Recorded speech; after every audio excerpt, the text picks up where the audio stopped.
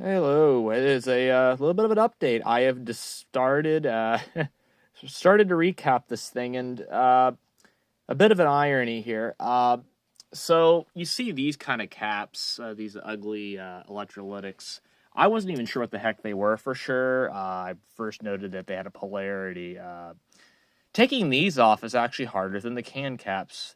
I mean, this thing was bolted on, and I just didn't have anything nearby at the moment to really take the bolt off. I just thought, oh, no problem. I'll just bend it off like a paper clip. And it took me probably 20 minutes to fight with this. Again, I'm not like strong in my hands either, like the movie Over the Top. If anyone was watched that movie, I'm not going to be able to beat Sylvester Stallone in an arm wrestling contest. It's been apparent to me. So a few lessons when doing this I've learned already quickly.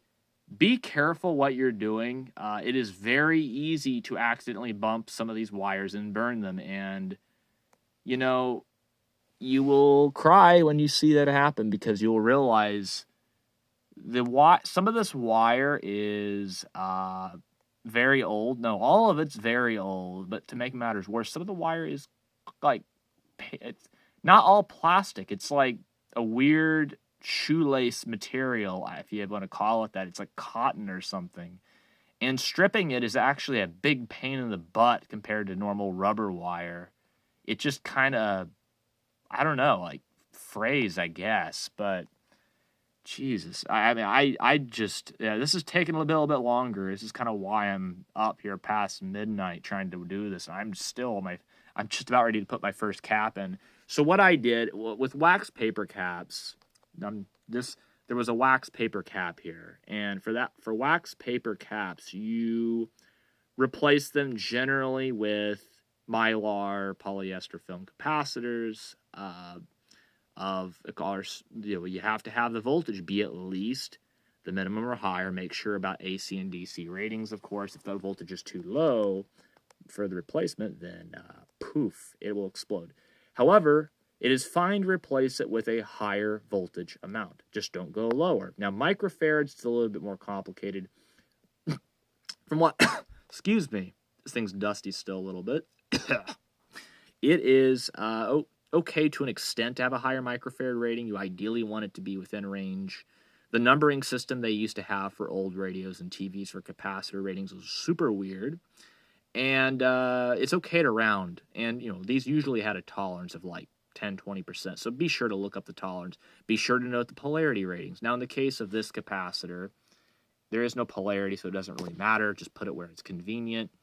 Now, there are different ways of putting this stuff in. I'm sure this was probably not going to meet the quality and inspection of Zenith back in the day. I'm sure they're going to be like...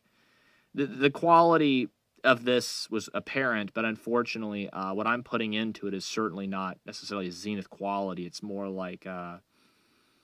I don't know what you want to call it. I don't even know. I mean, this is kind of like trying to do a brain surgery with a fucking...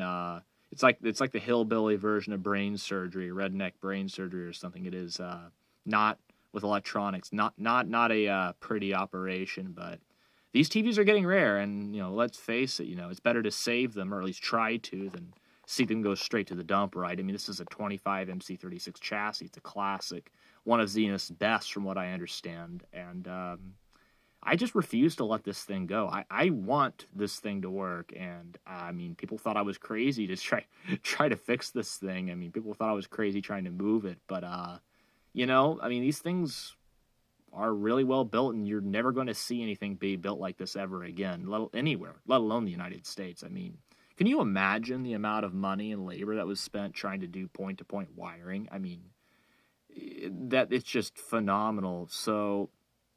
a bit of a tip, though. So you replace wax papers with mylar or polyester ones. Wax papers, like mylars, do not have a polarity. Like these are what wax papers. Some wax papers look like this. These are safety caps. They blow up. In fact, I know from personal experience they do, because one of them blew up here. Right, one of them was actually very close to the power terminal in the circuit. It was not a pretty sight when it happened. So I learned the hard way to get rid of these things and get them replaced ASAP because they will blow up. You cannot reform them. Don't even try. Even with electrolytics, even if you do manage to reform them, it's like putting a Band-Aid on a bleeding wound. Do not do it. You're deluding yourself if you think, unless you're just doing a resurrection and you're going to throw it out later, don't just recap it. Trust me, I'm lazy. I get it. You just don't want to go in here and get dirty, but you're going to, if you want to fix these things, you're going to have to get very involved with this. This thing is like going on a date. You're going to have to know everything about it. You're going to have to read up on it before you go out on a date with this thing, because it is literally, you're going to have to know everything. You're going to have to get up close and personal with this thing. It's going to get dirty. It's going to get messy. And if you don't like it, if you can't handle this thing, if you do not accept it, it's going to give you a hard time, and it could ruin your night, and it could indeed be a spark in your life, but it's certainly not going to be the spark you're looking for. So treat these things with respect.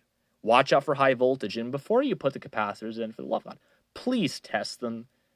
You don't want to be like, don't be me in the early days when I started trying this back, like about a year or two back. It was putting something in only to find out the capacitor was garbage. Go on DigiKey, go on Mouse, or buy them there. Do not buy them on eBay or Alibaba or from Yo Mama or wherever else.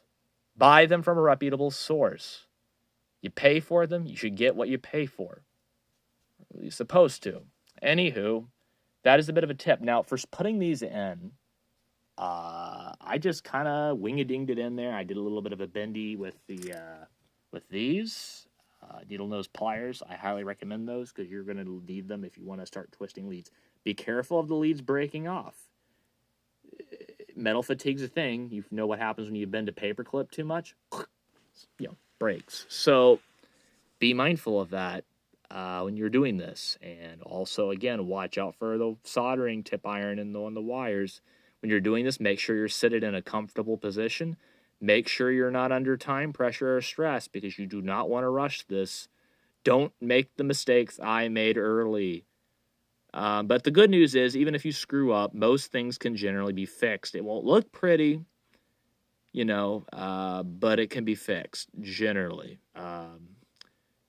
You might also want to buy a lot of Super Corona dope, and because high voltage arcing is a problem for a lot of older TVs like these, because back in the day, people smoked. Most people smoked. Almost everyone smoked. This was back when, it kind of just was what it was. And so tobacco smoke, soot, lead from leaded gasoline that was floating in the air, all of that stuff just clung to all the high voltage wires. And you gotta clean stuff up, at least in the high voltage area. I know Shango loves his dirt.